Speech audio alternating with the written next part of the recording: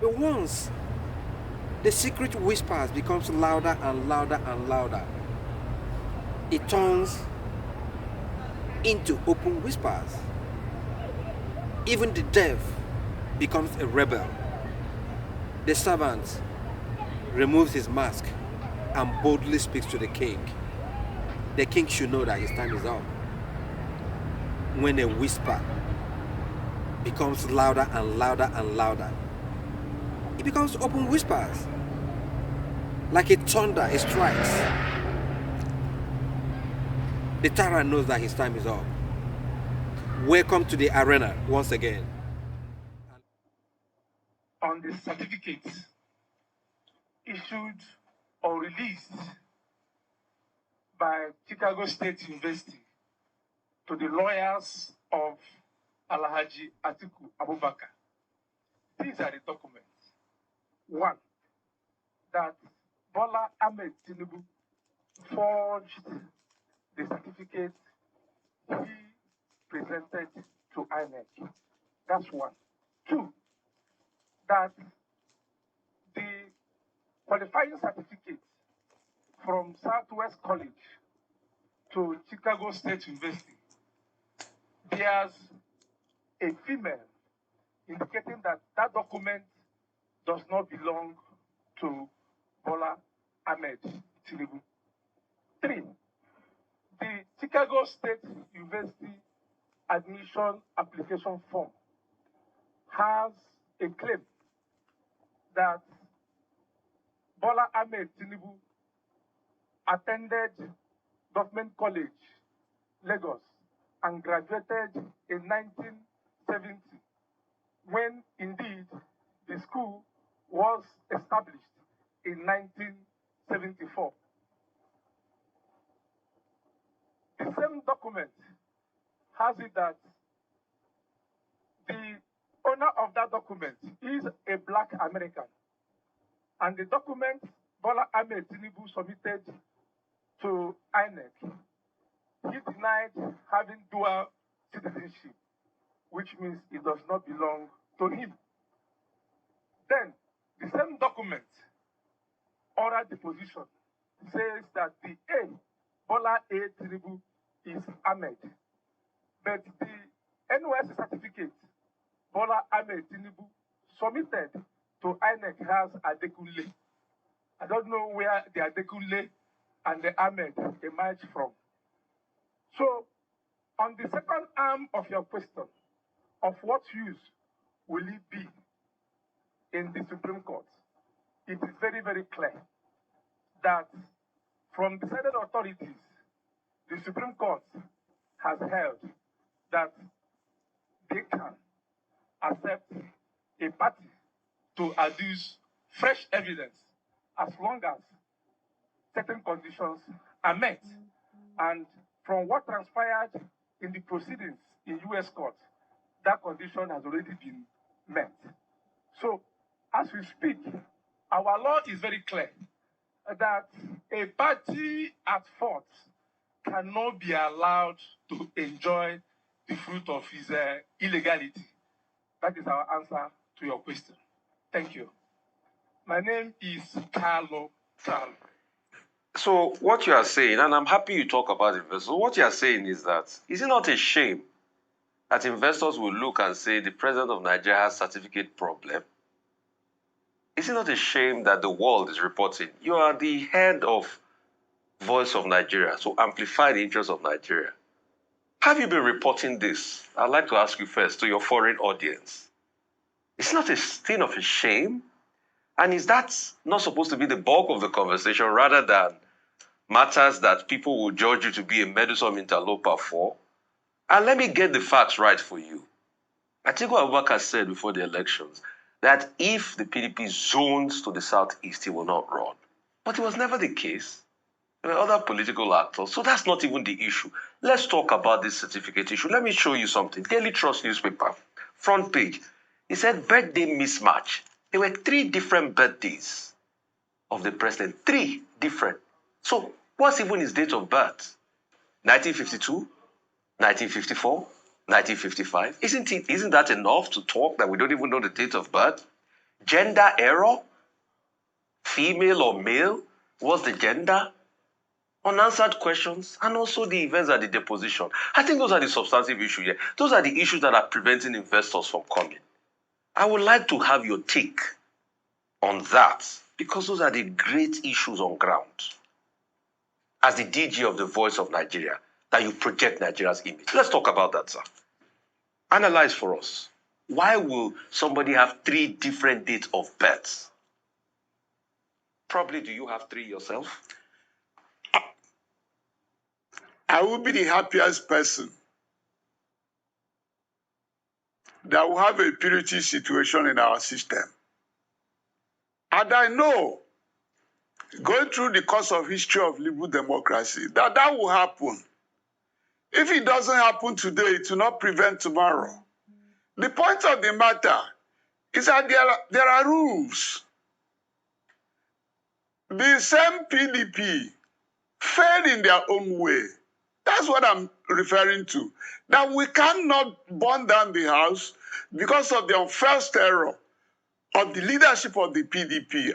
Dele Farotimi, can the Supreme Court take fresh evidence? Are there compelling exceptional circumstances that would, dictate that? Do you think that forgery can be established at this stage, considering the fact that there are decided cases on forgery? The most celebrated one being the Eremenye case in Bayelsa.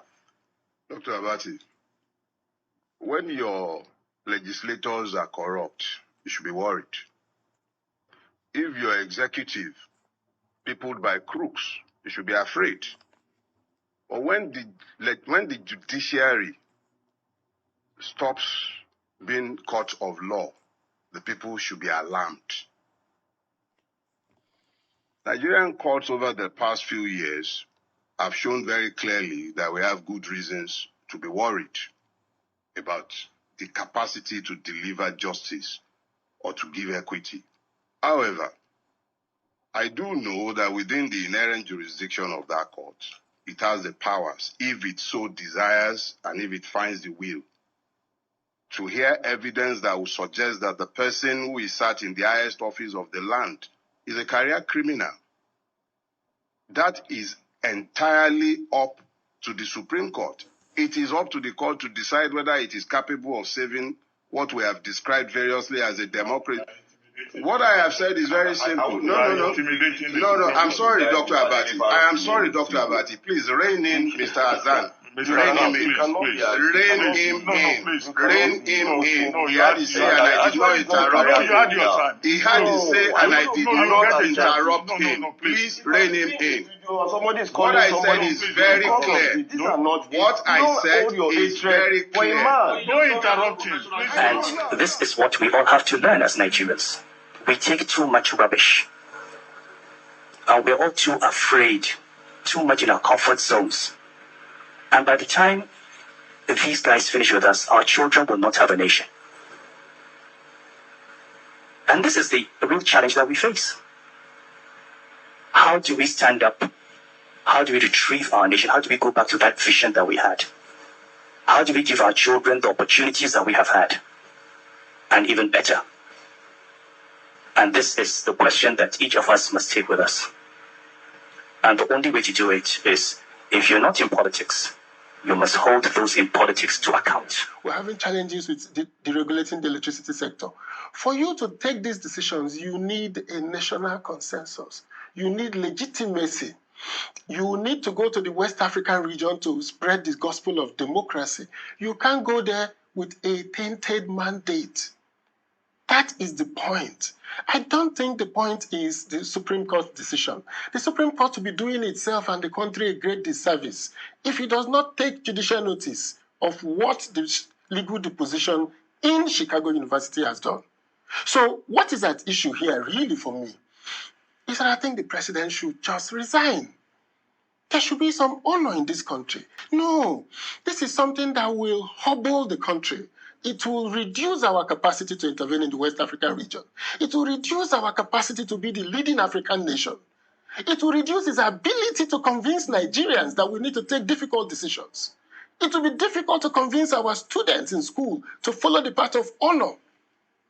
So I don't think this is an issue of legality. For me, I don't see it as a legal issue. I see it as Indeed, this is a sad time for Nigerians' independence celebration. What a time to be alive in Nigeria, where fair is foul and foul is fair, according to William Shakespeare. The only thing that can come to one's mind is Peter Side's song that says, "Where are the prophets?" All of a sudden, everybody is keeping quiet. Those that fought for Nigerian democracy, the same people are destroying it today. Where is morality, conscience, equity, justice, fair play, which is the bedrock of any nation's democracy, rule of law? How come we are perpetuating illegality in Nigeria? That reminds me of our poem for today, which are words on marble, taken from William Shakespeare's Macbeth, a word spoken by Macbeth himself. Tomorrow and tomorrow and tomorrow craves in this very pace, from day to day, to the last syllable of recorded time, and all our yesteryears have lighted fools the way to dusty death. Out, out, brief candle. Life is but a walking shadow. A poor player that struts and frets his hour upon the stage, and then is heard no more. It is a tale told by an idiot, full of sound and fury, yet signifying nothing. Is that the end of the man called Bola Ahmed Tinubu? A man that has lived in so much secrecy of identity for more than 44 years. Would that be the end? Or will he still survive the turmoil of his short life? Open Whispers is saying, get in the comment section. Let us know what you think. Until we meet again in this arena. Remember, say something when you see something. When a big masquerade overstays in the arena, the uninitiated will throw sand at it. Has Bola Ahmed Tinubu overstayed in the arena? Let me know what you think. Thank you, and God bless you. Like we say all the time, be well, do good work, and please keep in touch. This is Open Whispers. Thank you, and God bless.